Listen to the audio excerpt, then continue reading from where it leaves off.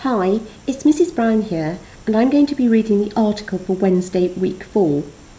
The reading article is about Daisy Lowe, who founded the Girl Guides in America. Just before we start, there may be a few tricky words which you may not be familiar with. For example, we have bubbling over. If you bubble over, it generally means that you are excited about something. Another word is eccentric. Eccentric means a little bit odd or a little bit strange.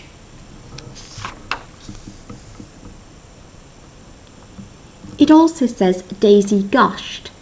Gushed is another word for being over-enthusiastic or excited. We also have adorned. If you adorn something, it means you decorate something. And then lastly, we have the word delegates. Delegates are people who are chosen to speak or go somewhere. So now we're going to start the story of Daisy Lowe. Daisy Lowe had barely arrived home in Savannah, Georgia in 1912 when she called her cousin Nina bubbling over with news. "Come right over," Daisy said. "I've got something for the girls of Savannah and all America and all the world, and we're going to start it tonight." Juliet Daisy Gordon was always full of surprises. When she was young, her parents never knew what she'd come home with: a stray kitten, an injured bird, or a project to sew clothes for the poor. As a teenager, Daisy entertained people with her acting and her poetry. Her brother called her a brilliant eccentric and funny.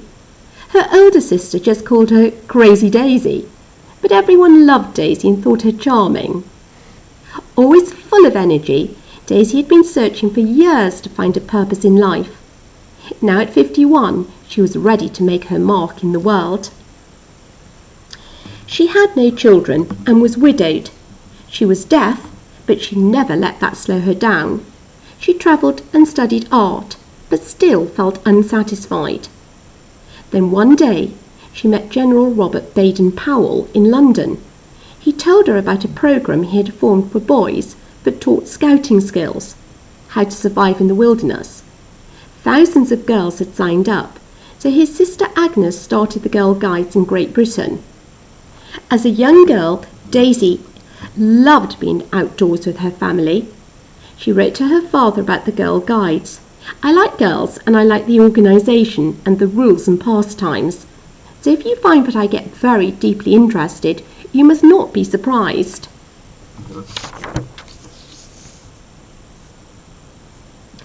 After Daisy met General Baden-Powell, she invited 7 Scottish girls over for tea. It was her first troop of Girl Guides. She taught the girls knot tying, first aid and flag signalling so that they could send messages to each other. Daisy also arranged for a teacher to show them how to spin wool, which they could sell at market. It wasn't long before Daisy started 2 more groups in London. Then she set her sights on the United States. Daisy gushed about the Girl Guides to her cousin Nina. Nina introduced her to a group of girls in Savannah who had been hiking with a naturalist and learning about the stars, plants and wildlife. When the girls heard about Daisy's plan, they were eager to become Girl Guides.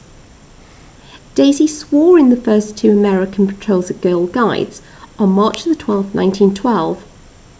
The girls hiked, played basketball, camped, learned how to tell the time by the stars and studied first aid. Daisy turned her old carriage house or garage at her Savannah home into their headquarters.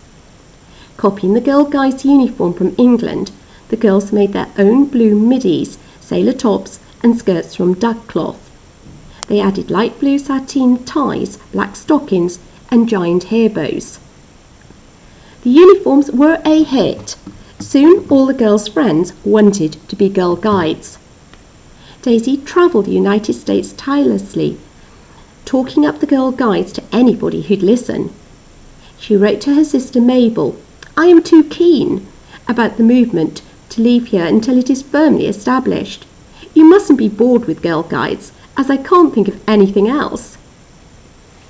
It didn't take long for the Girl Guides, renamed the Girl Scouts, to grow.